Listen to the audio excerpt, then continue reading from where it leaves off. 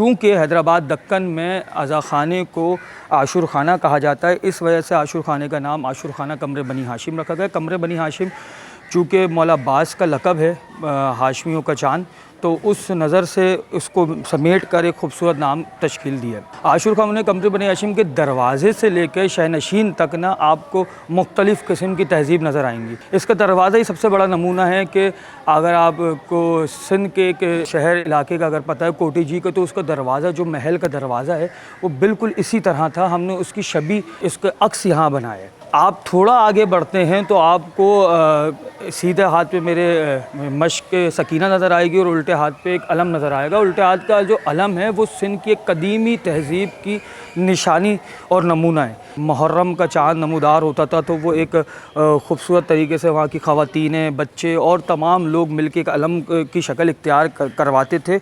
वही अलम यहाँ पे नस्ब हुआ है। जब आप आशूर खाने के अंदर आएंगे तो उसकी सबसे बड़ी मिसाल ये जो दरख्त रंग बरंग आपको खूबसूरत से दरख्त नज़र आ रहे हैं, ये सबसे बड़ी मिसाल है, क्योंकि हर दरख्त हमारे घर के बच्चों ने ख़ुद यहाँ पे लगाया है और किसी न किसी मरहूम की याद में लगाया है।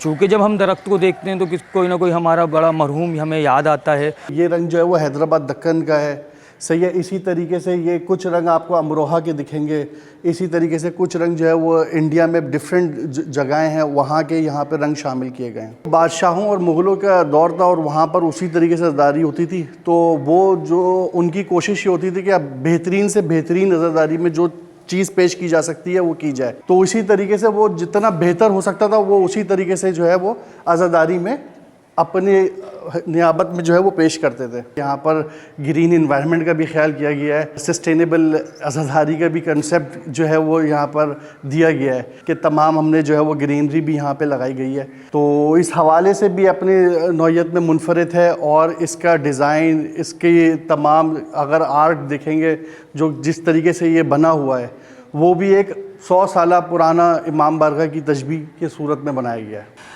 अगर आप शहनशीन को देखें तो शहनशीन के अंदर मुख्तलिफ़ किस्म की तहज़ीबें नज़र आती हैं। चूँकि अमरोहा में ख़ास तौर पे घमंडा उठाया जाता है, उसमें तलवारें लटकाई जाती हैं और आगे एक सहरनुमा फूल की लड़ियाँ लटकाई जाती हैं, लेकिन जो एक निशान है पंजे का वो भी आपको अमरोहा का यहाँ पे नज़र आएगा, खुसूसन हैदराबाद दक्कन का नज़र आएगा, लखनऊ का नज़र आएगा। जैसे लखनऊ में मरगूब ग़िज़ाएँ आपकी जो थी उस दौर की, बादशाहों ने उसको पंजे का हिस्सा बनाया, यानी कि मछली और इस किस्म के निशानात, तो वो भी आपको इस पंजों में नज़र आएंगे। तो मैं ये नहीं कह सकता कि आशूर खाने में एक तहज़ीब को मद्देनज़र रखा गया है, मुख्तलिफ़ तहज़ीबों को उठा के समेट के और एक शक्ल इख्तियार की गई है और शहनशीन इसकी सबसे बड़ी मिसाल है। असल में जिस तरीके से लोग कल्चर चेंज हो रहा है, जेनज़ी का कल्चर आता जा रहा है, तो हमारी कोशिश ये है कि हम अपनी बुज़ुर्गों की अज़ादारी को जो है वो सस्टेन करें और हमेशा जो है वो उनको याद करें और यहाँ पर वही पुरानी अज़ादारी कायम करें जो ऐसे चलती आ रही है। तकरीबन 27 साल हो गए इस बारगाह को और आशूर खाना इस हवाले से अपनी नौइयत में मुनफरिद है कि यहाँ पर जो है वो तमाम रंग के लोग जो है वो अज़ादारी के लिए आते हैं।